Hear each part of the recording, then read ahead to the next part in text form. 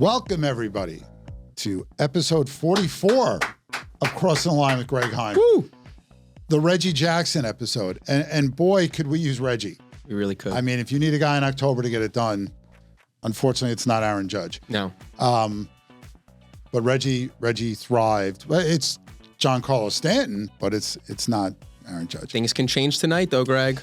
Positive thinking. That's Mr. Positive, Mr. Brightside, as the song goes. Scott Nadler from CrossCountry Mortgage here to cancel out the negativism I bring to the show. It's a balanced diet. Sure.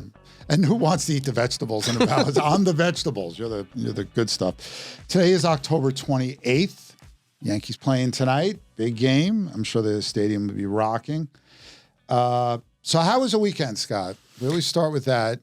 The weekend was great. Spent some time in Central Park. It was a beautiful weekend. And then had two friends, had a joint birthday party. And I think sometimes when people throw a party, they're afraid people are not going to show up. So they over-invited people, and it got so crowded at this New York City venue. Must have been hopping. It was hopping. It was fun, but it got a little crowded. It was good, though. We had the reverse happen. I live on a small block.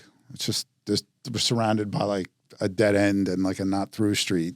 So we never invited anybody's block party. So we decided to throw our own Oktoberfest the last couple of years. And we had the reverse.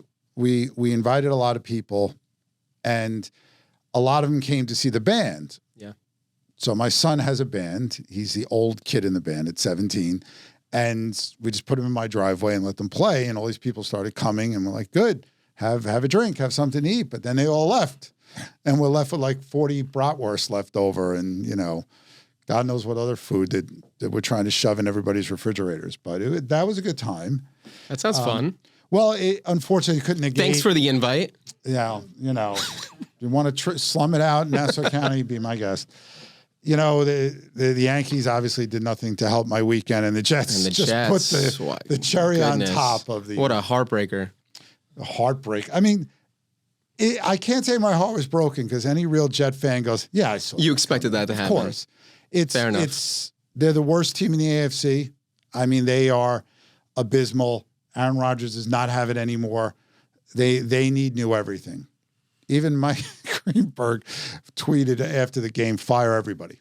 So it makes it harder when the expectations are high. And I know we're going to talk about rates, and that's kind of a good segue into it. But expectations were high for the Jets, and now not so much. Well, the problem is Aaron Rodgers in his prime, as good as anybody that's ever played the position. Aaron Rodgers at 40, coming off of Achilles surgery, not great. Right. And their defense played terrible yesterday. I mean, the Patriots offense, can you name three guys on the Patriots offense? I can't. It's like, is Tom Brady one of them? Oh, no way, he retired. It's like, I just disgustingly inept. Anyhow, but we're happy to be coming from beautiful Studio 1873, as always decorated by our great friends at the Everset. This beautiful set here at Studio 1873 is brought to you by the Everset. The Everset provides full-service staging and furniture rental solutions in the New York area. For more information, please visit us at staging.theeverset.com or email us at staging@theeverset.com to request a free proposal. And we're back. All right, so last week's data was all about housing. Like nothing else really interesting came out. Like durable goods, initial claims, that's not exciting. But we had data on existing home sales and new home sales, and those are really the only two kinds. Right? Mm-hmm. But let's start with what really drives housing next to supply, which is rates. And unfortunately, they went up again, their highest level since the beginning of August. I said in the blog, sorry to start, the blog off depressing, but the average 30-year conforming rate was a little over 6.5, up 10 basis points from the prior week, and highest level since the week ending August 1st. It just seems like yesterday, Scott, we were in here like high-fiving, not that we did that, but spiritually high-fiving rates still time. That were pushing right at the door, right at 6 almost, going to head into 5 territory. And now we totally moved in the wrong direction. It is one of the most humbling businesses, because when you think things are going in the right direction and you're your phone's ringing, you're having positive conversations with clients about rates, things change very quickly. I mean, we were just talking about Aaron Judge. Yeah. He has this incredible season. You can't get comfortable. And then the postseason happens and he's fallen off. It's the same exact thing. We cannot get comfortable. And oftentimes clients will ask us, where do you think rates are going? What do you think? Well, they ask me that all the time. I say, what do you think? I'm an economist? I feel like Bones on Star Trek. For God's sakes, Jim, I'm not an economist. It's like, wait, I am an economist. And it's your guess is as good as mine. I do this every day. I've been doing this for 15 years. We work with a lot of clients, but we can't predict the future. And we're not going to know the right answer as far as when it was the right time to lock in a rate or not lock in a rate until after you close. Yes, that's why economists wait 6 months afterwards and then call recessions. You're the smart ones, yeah. Well, as long as don't tell people we're not, they'll let them believe it. You know, and we're going to have a new thing on the show called the Nadler Rule, because you always say that rates go up a hell of a lot quicker than they go down. Correct. And this is basically 0.5% in a month. Yep. That's pretty significant. Yep. Also, you know, every so often we'll have clients that close and they'll call us a week or 2 weeks later and say, where are rates now? Right. Oh, well, you closed already. They're like, yeah, but I want to know if I have a rate that's lower than where things are right now, which is like that psychology of money to know that they have a rate that is lower than the actual market. You know, I have family in Israel, and I'll go there every so often. Obviously now is a difficult time, but in normal times, I'll hear from family that it's not uncommon for someone to be driving and see someone in the exact same car next to them, pull their window down, and ask them what they paid for their car. Pass the Grey Poupon? No. It's an old reference, but yeah. I'm an old guy. They'll ask them what they paid for their car. Right. And they will have an open conversation to two strangers talking about what they paid for their respective cars, just so one of them can say, I didn't pay as much as what you paid. That's also a good thing. It's a common thing. I remember reading an article saying that people should discuss their salaries with their coworkers. You know, it gives you more power because then you know what everybody is getting paid. Mm-hmm. So yeah, I as I've said before, it used to be people bragged about what they paid for their home. Now they're bragging about the rate they got. 100%. That's more important. And if you bought your home cheap and got a low rate, you're like, you know, king of everything. Correct. So if we want to put a happy spin on things, and isn't that the job of an economist, maybe, I guess all the clowns were busy, or maybe not. To put a spin on things, a year ago, rates were sitting at 7.79%, which was a 23-year high. So just remember, it wasn't that long ago, things were a lot worse. Mm-hmm. Now, maybe that doesn't do it for you, but that's the best I got. I can't put a spin on the Yankees being down 2-0, although go back to 96, same thing happened. Only that time they lost the first two games at home. And the Jets are the Jets. There's no positive spin. Somebody said online they got to wait for Joe Namath to pass because he sold his soul to the devil, you know, and until devil gets him, I guess the Jets aren't going to win again. So this obviously when the rates rise this much, Scott's phone doesn't ring as much, right? And it's going to happen on the one proactively calling when that happens more. Yeah, well, no, look, you got rates that have shot up. Prices in so many parts of the U.S. are still going up. Year over year, existing home prices are up. You know, that's the double whammy. And buyer demand is still there. Despite this, we were just talking about it. Yeah. Days on market, I think, averages 28 days. 20% of homes are being sold over ask. So there's still a lot of demand there. Right. And you still have job growth. Right. And you have a growing economy. And you have a stock market.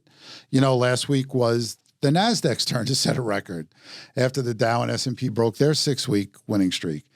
So the labor market's hard to figure out right now. Well, again, there's a lot of people that, I mean, just looking at month to month, all these negative job revisions. Also, hiring has slowed down more recently. But then the last jobs report, which kind of started this recent rate cycle, you know, was way better than anyone expected. Well, the big question is, you know, we've had these two hurricanes. What is that going to mean? The Boeing strike too. Right. And then the thing is, we haven't seen a big uptick in claims for unemployment. fact, it just fell to a 1 month low. Right. So who knows? I know a lot of people, it's confusing when you look at the data. You go from 800,000 jobs disappearing to now you're getting over 200,000 jobs in a month. That's blowing away expectations. Any way you look at the report, it looks fantastic. Which stokes those inflation fears. Well, yeah. And this is why rates have been going up. You had a better than expected jobs report. You had a higher than expected CPI number. You've seen consumer spending retail sales were higher than expected, so why shouldn't rates be going up? Right. You got to look at it that way. And are we going to root for the economy to go in recession just so we can get lower rates? Then people aren't going to want to buy homes. Also, when there's inflationary fears, you'll see investors shorting bonds, especially at a time where you have the national debt to GDP ratio being 124%. Which usually is only during wartime, like World War II, wartime, yeah. Right. So to pay for that, you're either printing money or you're borrowing money. Right. And those are inflationary. Yeah, they tend to be. Yep. So this goes, we talked about this last year when it came out, but now there's another report by a company called HomeLight, found that more than half of the potential home buyers out there they surveyed are waiting for rates between 5.5% and 5 3/4. So are we. And that matches the study done by John Burns Research last year. That people think that that's the more normal range of rates. And that, it looked like we were almost getting there, right? Mm-hmm. For sure. So, you're getting more of this blowback now. So you're being proactive. You're calling these people. What are you saying? Everyone's situation is going to be a little bit different, but if they can find, if someone's actively looking to buy a home and they find that sweet spot where it's in the right area, it's at the right price, it's at the right purchase price, strike. Get that home. These are long-term investments for most people. You're not going to hold on to the home for a year or 2 years. You can refinance later. But again, everyone's situation is different. Some people, if they can't afford a payment where the rate is close to 7%, then it's not the right time for them. If we're kind of splitting hairs there. But for a lot of people, especially in New York, where we're looking at co-ops, where you need their debt to income ratio to be under 30% in a lot of cases, clients can afford it. It's just you need to be comfortable holding on to that rate and that payment for 12 months, let's say, maybe 18 months, until rates ultimately do come down.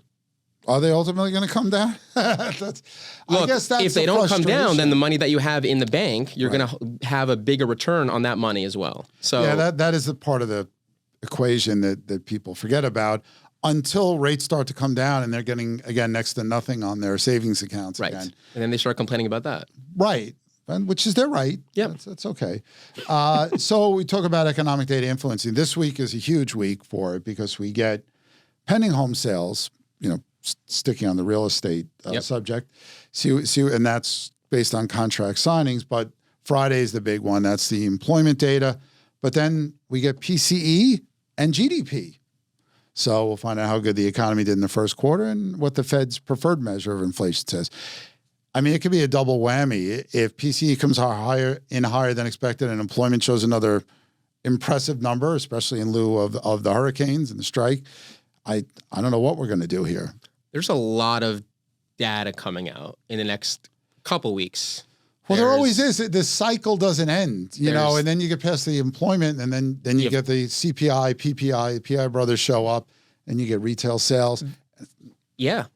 The Fed meeting as well. Well, yeah, and that's coming up in November, and then you have another meeting in December. There's a political contest going on as well, which is out there. People are talking about it. I've heard something about that. Yes.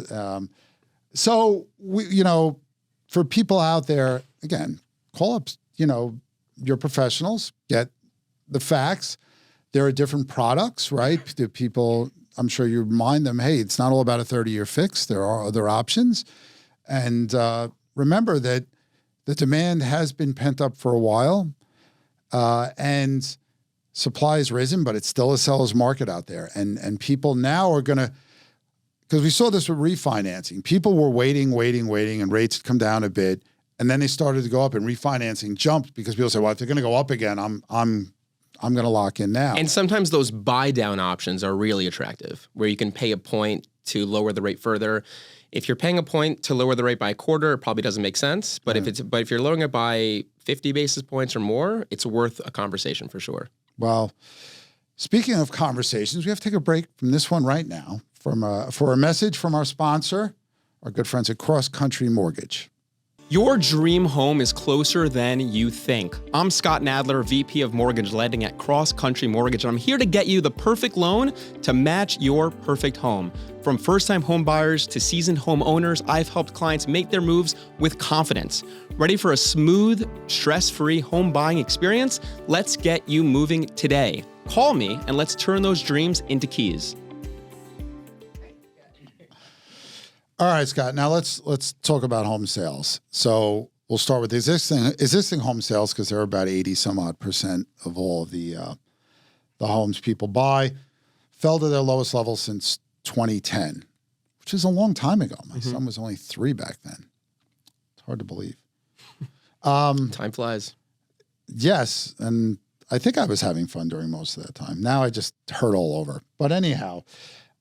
Existing home sales are counted based on closings, and it was only a 1% decline, but obviously the last month hadn't been great either, but September, lowest level since October of 2010. And you can't blame this on the recent surge in mortgage rates because deals closed in September were probably signed in July or August when rates were locked in. Absolutely. And that's the thing you always have to look at when you're looking at contract or closing data. When were those contracts signed? Obviously, contracts, it would be right around the time of their being reported. But here's the interesting thing. Rates in July and August were actually higher than they are now. Mm-hmm. So I think people had that FOMO then, initially, and then it kind of wore off as they started to wait for lower rates because then rates started to really head lower. Things were less volatile. Yeah. As well. Well, we kind of felt like we knew what was happening. Exactly. When clients know what to expect, then you'll see activity pick up. But when things are changing on a week-to-week basis, it makes it very hard on the consumer to decide which direction they ultimately want to go. And that's what we're seeing now, where if I speak to a client 2 weeks ago versus now, rates are up 0.5%, that's going to make a difference on whether or not they want to go forward and make an offer, sign a contract, etc. So it does make that data makes sense because I think in August things weren't moving as much as they're moving now. Right. Well, and again, the biggest problem is low inventory. The rates are an issue, but with inventory's up year over year 23% of existing home sales. But there's still just a 4.3 month supply, which is below that 5 month threshold. So it's still a seller's market in most parts of the country.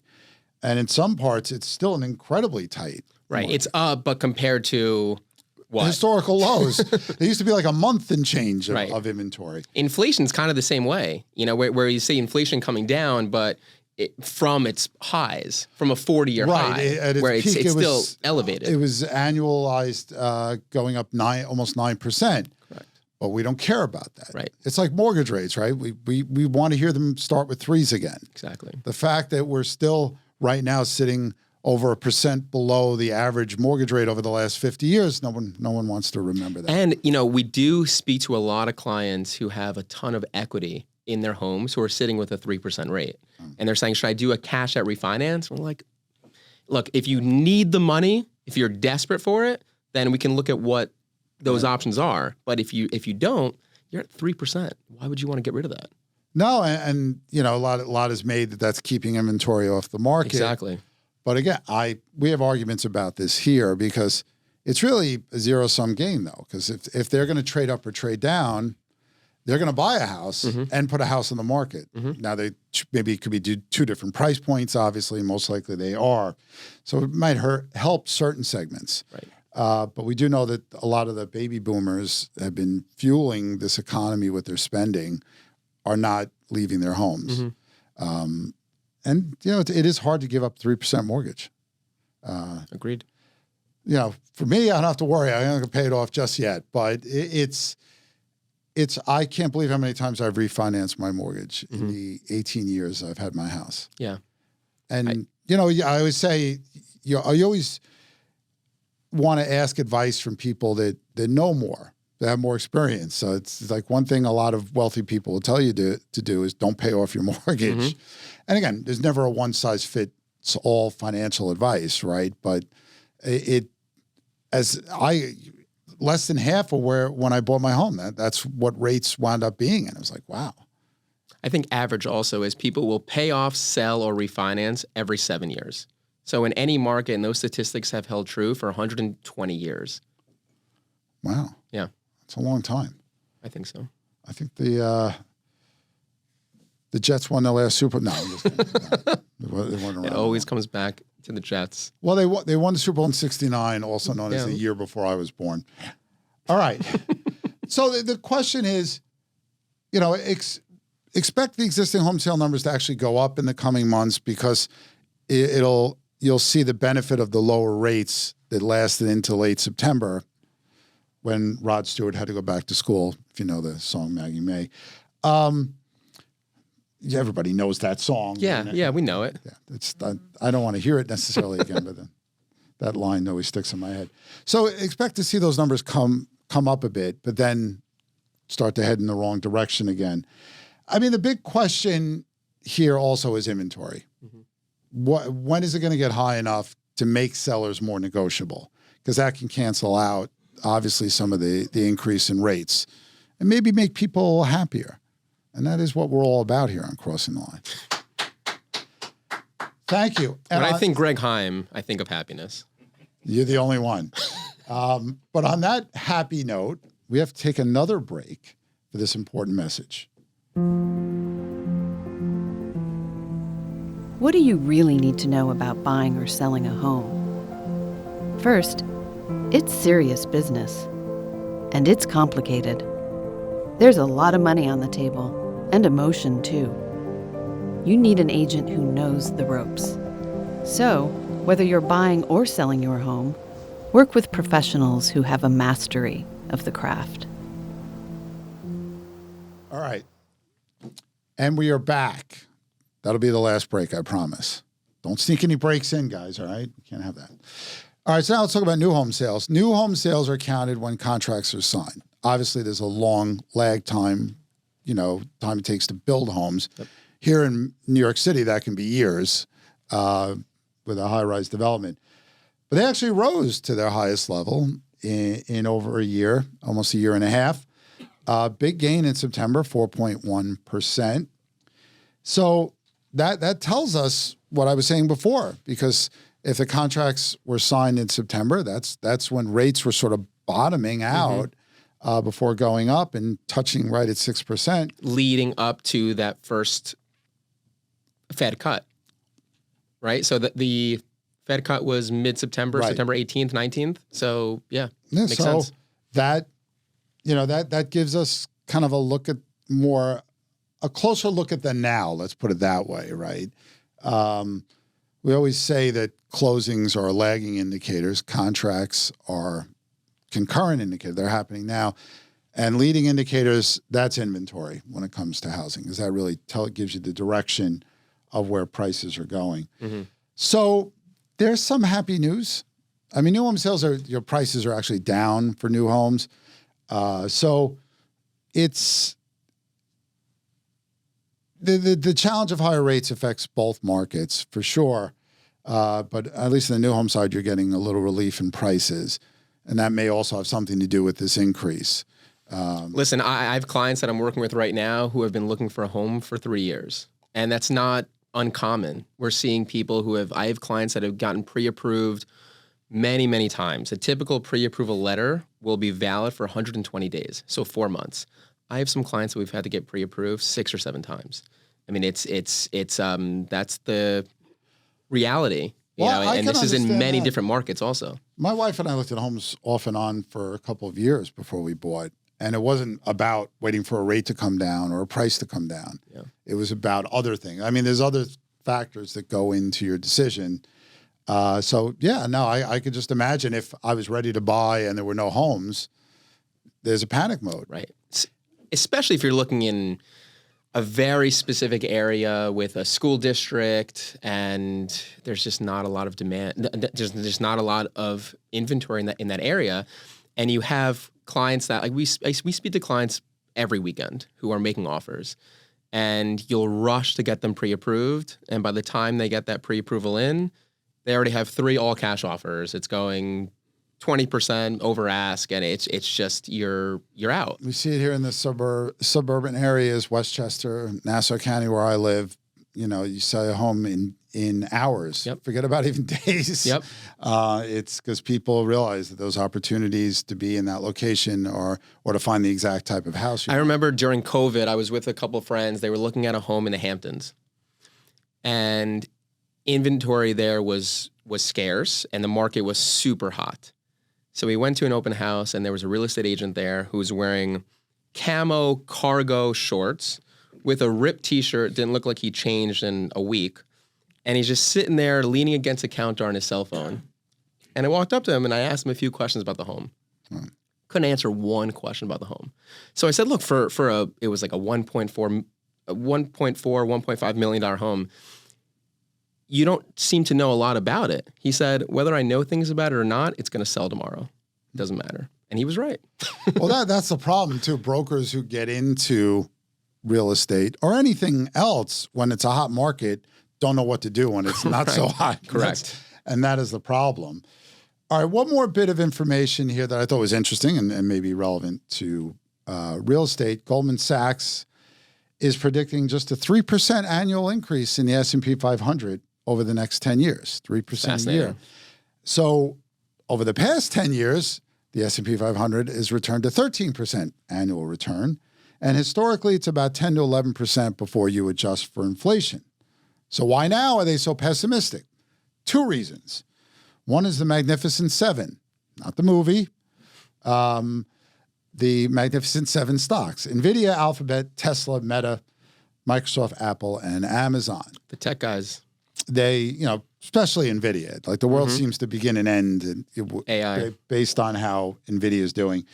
And they're saying that, that's been driving those other 493 stocks in the S&P 500. And also, talking about the valuations are high, they keeps touching records. Yep. So the question, Scott Nadler, is this good for real estate? Potentially. Investors have to put their money somewhere. Right. And if you don't think you're going to get that return in the market, then real estate could be a great investment. All these different asset classes are competing for investment dollars, and real estate's definitely one of them. So yeah, I think it could be a very good thing. Well, it's kind of like the thing with rates, right? We kind of want to root for weaker economic data so we can get rates down, but Correct. It could wind up really hurting us. Right. This is a similar thing because a double-edged sword. A lot of agents out there may be saying, well, it's good for us. And it's certainly a legitimate argument. Real estate certainly provides a more stable rate of return. And if you're going to narrow that difference, and for the fact that you need to live somewhere anyway, all of a sudden real estate looks really good. Right. But, we do rely on a healthy stock market for cash buyers and down payments. People need money. Jobs, especially here in New York City, the jobs it provides and supports. So it's a double-edged sword. I just thought it was kind of interesting. Not every firm believes this, but, it's Goldman Sachs, what they say carries a lot of weight. You need to listen for sure. It's like the old E.F. Hutton commercials. You're too young for that stuff. He's like, yeah, I am. I have no idea what. I'm being dinged for my age. I know. At least, Ageism over here. No. No, it used to be a commercial, and then it'd say, if E.F. Hutton says everybody would stop and listen. Yeah. They mocked it in Trading Places. You ever seen it? Gotcha. Oh, I have. Oh. They asked Valentine what he thinks, and the whole restaurant shuts up. Right. It's really funny. But I have to watch these movies with my son, and he's like, that's not funny. He goes, because you haven't seen the commercial. Can't get him to like anything, made before 2000. I get it. Well, what are you going to do? All right. So that's our happy, don't worry, be happy show. What's going to happen tonight? Well, it's funny because I'm just going to say Yankees win because I would feel like I wasn't a good enough fan. Mm-hmm. I think the place will be rocking. I think Judge will get a huge round of applause. I think people really want to see. They always say Ohtani's playing also, right? Yeah, but he's playing hurt. Yep. They always say nothing changes in a series until you lose at home. Mm-hmm. It's like in tennis, right? Nothing. It doesn't start. Nothing important happens until someone gets broken. Yep. So they lost 2 games in LA. They could have won either of them. That's the way it goes. You gotta hang in there. And again, it was in '96. You only have to go back to watch them in a worse predicament, and they just won the next 4 in a row. Entertaining playoffs for sure. So let's just do that because I have tickets to a concert the night of Game 7. So let's get this done. In 6, yeah. Just run 4. Do it for Greg. Yeah, well, come on. I got my Gidry bobblehead here. Get Gidry to pitch. The funny thing, I think the biggest advantage Yankees have is their starting pitching is better, but it hasn't made a difference yet. Right. And both teams have great bullpens, and They should have left Cole in a little bit longer. You know what it is? It's like you're sitting there going, I'll next guy gets on, I'm going to pull him. And you realize it's like the next guy up. And it used to be that, you would never he hasn't given up any runs. Why would you take him out? Right. But there's plenty of us Yankee fans remember Pedro being left in too long, right, in 2003. So it's that's why they make a lot of money, these managers. The LA lineup, I mean, the first 3 batters are first ballot Hall of Famers. Yeah. It's very hard, which, you're walking Mookie Betts to pitch to Freddie Freeman. Right. It's like, that's how many, we've already seen a couple times Juan Soto get walked to pitch to Aaron Judge. Yep. The whole world is topsy-turvy. Yeah, AI's taken over. That's it. They're just messing with us. But on that note, thanks for being here this week, Scott, as always. And you're going to be here next week because we're going to have employment stuff and GDP and a bunch of other initials that we're going to talk about. Thanks to Ray and Lena. Thanks to the Everset CrossCountry Mortgage for sponsoring the show. And thanks for Canaletto for providing free lunches for our guests. Come by at 208 East 60th Street and tell them Greg sent you. Make sure you tell him Greg sent you, because then maybe I'll get a little dessert or something like that. You deserve it. He deserves his just desserts. My just desserts. Well, if rates get down, then maybe I'll say everybody owes me a little something. But until then, no such stuff. If only this show drove rates. If only I was chairman of the Fed, this wouldn't have happened in the first place. So, good point. But not that I'm saying I want to leave my company. But I'd say the press conferences would be a lot more exciting when I did them than when Jerome Powell does them. Let's just leave it at that. But thanks again, mostly to our viewers and listeners out there. It's we're doing better than we ever thought, and we really appreciate you tuning in. And again, any suggestions, anything you want to say, CTL@bhsusa.com. And have a great week and trick or treat.